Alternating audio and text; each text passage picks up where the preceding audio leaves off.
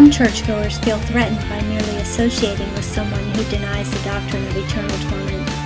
This demonstrates the presence of religious oppression in the very core of an institution that sets itself up as having shed the shackles of legalism.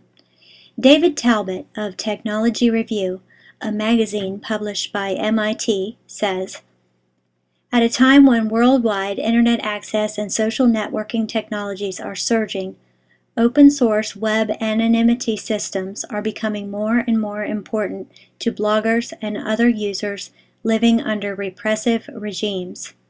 Anonymity technology, such as the Tor system, works by encrypting data or hiding the accompanying internet address and routing the data to its final destination via intermediate computers known as proxies. Without this technology, individuals in countries such as Zimbabwe might be unable to speak or read freely online." Although Talbot's comments are directed toward more extreme forms of repression, the same basic principles apply. Religious oppression, legalism, and fear are alive and well in the heart of American churches.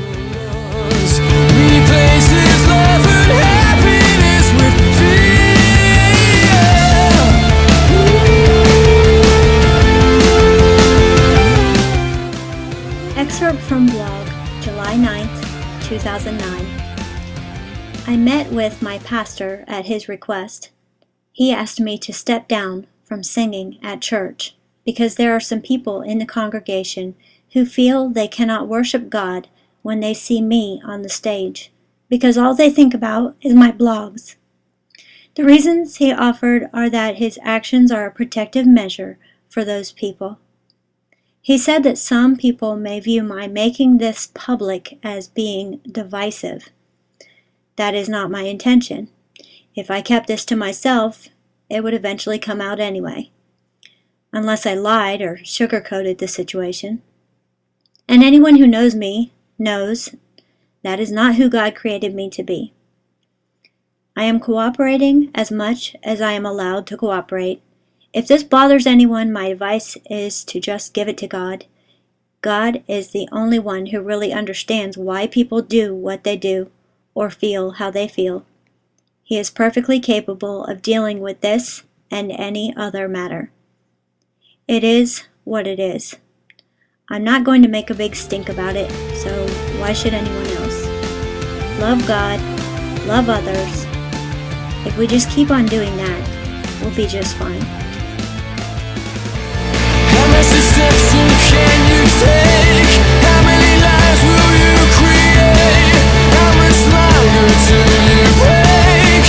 Your mind's about to fall. If every Christian were like Jesus Christ, there would be no room for religious intolerance among Christians.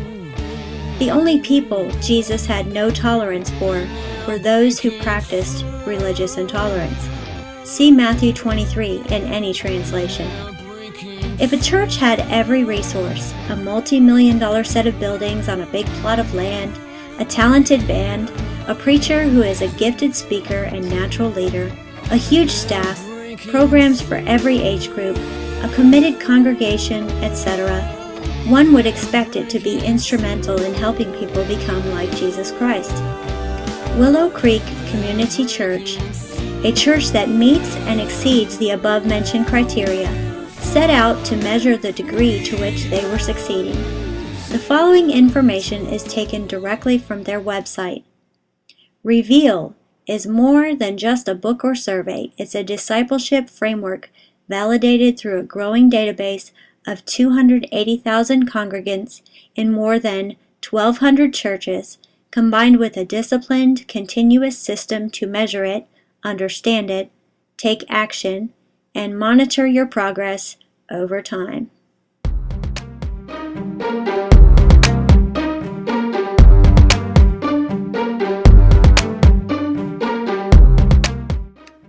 Willow Creek Community Church Reveal Survey.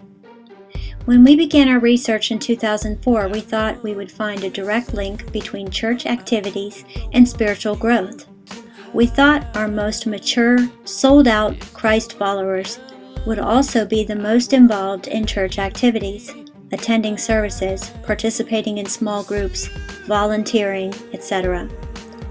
Our hypothesis was that if Christ were at the center of their lives, the church would be front and center too. So we expected to see results looking like Chart 1. If increasing participation in church activities, such as attendance at services and participation in small groups, drives spiritual growth, we would see a direct linear correlation shown between low, medium, high levels of participation and low, medium, high levels of spiritual growth. Chart 2.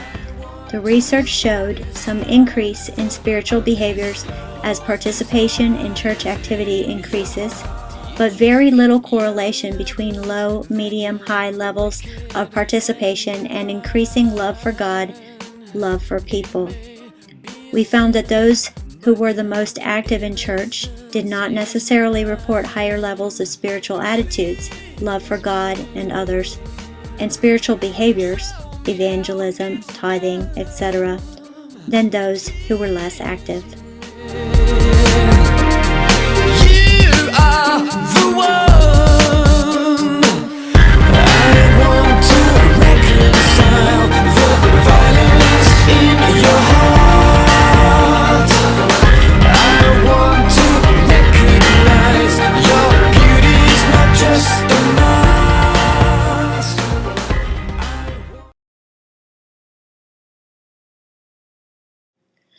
Blog excerpt from August 12, 2009. Today I was called a false prophet, a liar, deceived and a deceiver, a divisive person, impure, in league with Satan, and accused of dabbling in the occult.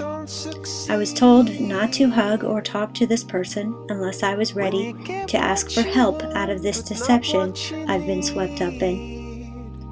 It was also strongly suggested to me several times to leave the church and that I am not welcome there to minister in any way. I thank God for those who still call me sister, are not afraid to be seen in my company, give me the benefit of the doubt when it comes to the intentions of my heart or my character, and still deem me able to be used in God's service. When you love someone but it goes to waste, could it be worse?